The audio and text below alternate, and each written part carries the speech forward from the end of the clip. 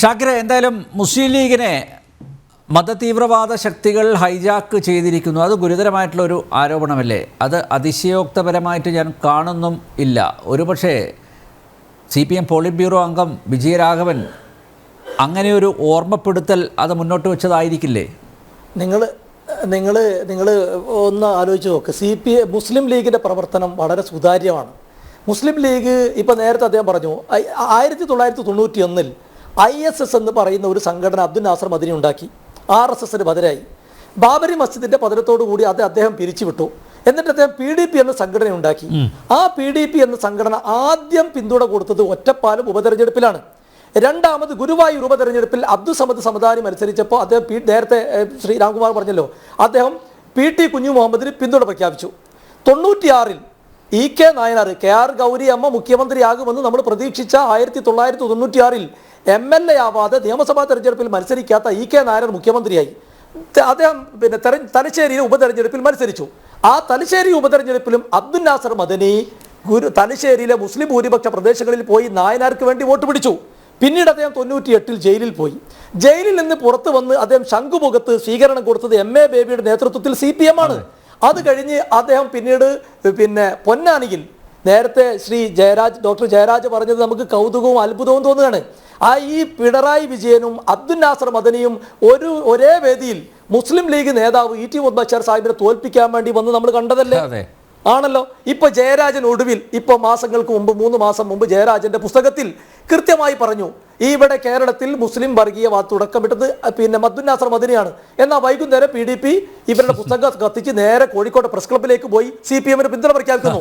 ഏതെങ്കിലും ഒരു CPMന്റെ നേതാവ് ആ പിന്തുണ വേണ്ടെന്ന് പറഞ്ഞോ?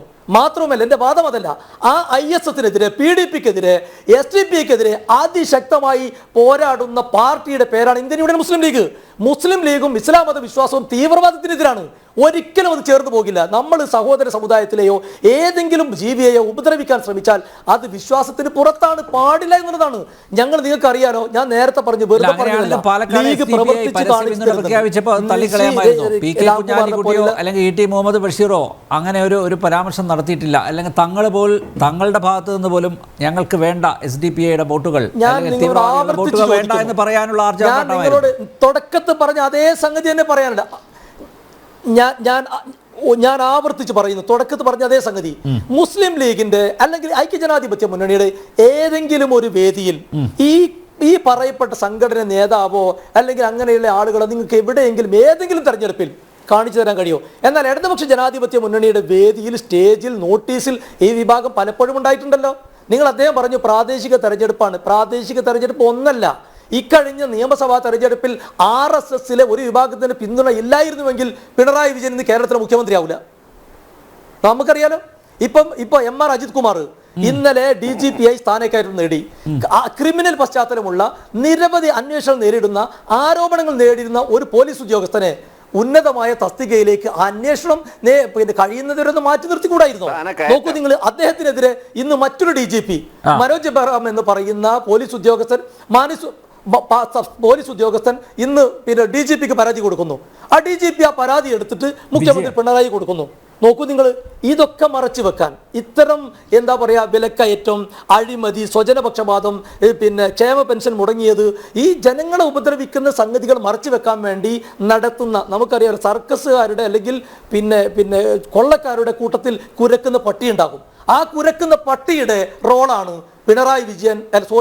വിജയരാഘവൻ ഇന്ന് പിണറായി വിജയനോട് എടുത്തിട്ടുള്ളത്. അതുപോലെ തന്നെയാണ് മറ്റ് CPM നേതാവ് P മോഹൻ കഴിഞ്ഞ ദിവസം മെച്ചവനെതിരെ പറഞ്ഞത് നിങ്ങൾക്ക് അറിയാലോ.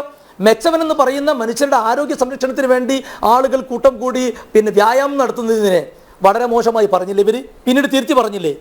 ഇന്ന് ദേശീയ മാധ്യമങ്ങളിൽ പലതും ഇംഗ്ലീഷ്, ഹിന്ദി പത്രങ്ങളിൽ ഈ വിജയരാഘവന്റെ പ്രസ്താവന ആഘോഷിക്കുകയാണ്. എന്താ പറയുന്നത്? നിങ്ങൾക്കറിയില്ല, രാഹുൽ ഗാന്ധിക്കും പ്രിയങ്ക ഗാന്ധിക്കുമെതിരെയാണ്. ഐക്യജനാധിപത്യ മുന്നണിക്കോ UDFനോ ഇന്ത്യ മുന്നണിക്കോ അല്ല പറഞ്ഞത്. രാഹുൽ ഗാന്ധിയുടെയും പ്രിയങ്ക ഗാന്ധിയുടെ പേരെടുത്ത് പരാമർശിച്ചുകൊണ്ടാണ് വിജയരാഘവൻ പ്രസ്താവന നടത്തിയിട്ടുള്ളത്. നമുക്കറിയാം, ഞാൻ തുടക്കത്തിൽ പറഞ്ഞു, രണ്ടുദ്ദേശമാണ്.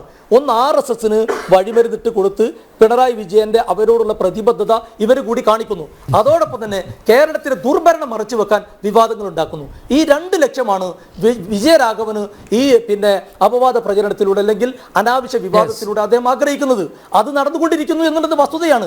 അതിൻ്റെ പിന്നെ തുടർച്ചയാണ് ഇന്ന് ദേശീയ മാധ്യമങ്ങൾ ഈ വാർത്തകളൊക്കെ വളരെ പ്രാധാന്യത്തോടെ പ്രസിദ്ധീകരിച്ചുകൊണ്ടിരിക്കുന്നു. നിങ്ങൾക്കറിയാലോ, ഹിന്ദു പത്രത്തിൽ പിണറായി വിജയൻ ഇന്റർവ്യൂ കൊടുത്തു, അറിയാലോ, പത്രത്തിൽ വന്നു. ദേശീയതലത്തിൽ ഇവരൊക്കെ ഒറ്റക്കെട്ടാണ്.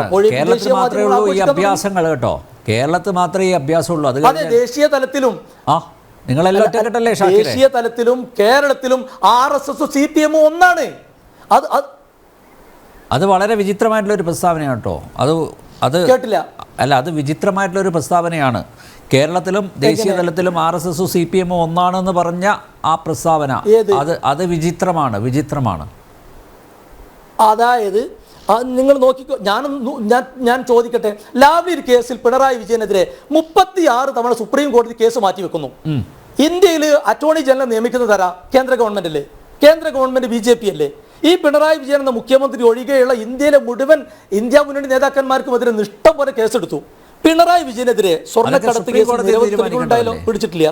ലാവ്ലിൻ കേസ് എത്ര തവണയാണ് മാറ്റി? അപ്പൊ എന്തുകൊണ്ടാണ് സുപ്രീം കോടതിയിലെ അറ്റോർണി ജനറലാണ് കേസ് മാറ്റിവെക്കാൻ വേണ്ടി എഴുതി കൊടുക്കുന്നത്? അത് കേന്ദ്ര സർക്കാർ BJP ഗവൺമെന്റ് നിയോഗിക്കുന്ന വക്കീലല്ലേ? സ്വർണ്ണക്കടത്ത് കേസിൽ എന്തുകൊണ്ട് കേന്ദ്ര ഏതെങ്കിലും ഒരു അന്വേഷണ ഏജൻസി പിണറായി വിജയനെ പിടിക്കാൻ വന്നിട്ടില്ലല്ലോ? എന്നാൽ നിങ്ങൾ നോക്ക്, DK ശിവകുമാർ, അതുപോലെ തന്നെ സ്റ്റാലിന്, ഈ BJPക്കെതിരെയുള്ള ഇന്ത്യയിലെ മറ്റു മുഴുവൻ നേതാക്കന്മാരെയും BJP പലതരത്തിൽ അന്വേഷണ ഏജൻസിയെ പേടിപ്പിക്കാൻ ശ്രമിക്കുന്നുണ്ട്. പിണറായി വിജയനെതിരെ ഏതെങ്കിലും ഒരു ചെറിയ നീക്കം BJPയുടെ ഭാഗത്തുനിന്ന് അന്വേഷിക്കുന്നു. അവർ സ്വതന്ത്രമായി അന്വേഷിക്കട്ടെ എന്ന നിലപാടല്ലേ കേന്ദ്ര സർക്കാരിൻ്റെത്? അങ്ങനെയും കാണാമല്ലോ അതിനെ. അങ്ങനെയാണെങ്കിൽ പിണറായി വിജയൻ മാത്രം ഈ ആനുകൂല്യം എങ്ങനെ ലഭിക്കുന്നു? അല്ല, പിണറായി വിജയൻ എന്ന് പറയുന്ന CPMന്റെ മുഖ്യമന്ത്രി മാത്രം അല്ല ഒരു മിനിറ്റ്, പിണറായി വിജയൻ എന്ന് പറയുന്ന CPM മുഖ്യമന്ത്രിക്ക് മാത്രം BJPയുടെ കേന്ദ്ര ഗവൺമെന്റ് എന്തുകൊണ്ട് ഈ ആനുകൂല്യം കൊടുക്കണ്? മറ്റു ഒരു കക്ഷിക്കും കൊടുക്കണില്ലല്ലോ. അപ്പൊ ഇവർ തമ്മിൽ ഡീൽ ഉറപ്പല്ലേ?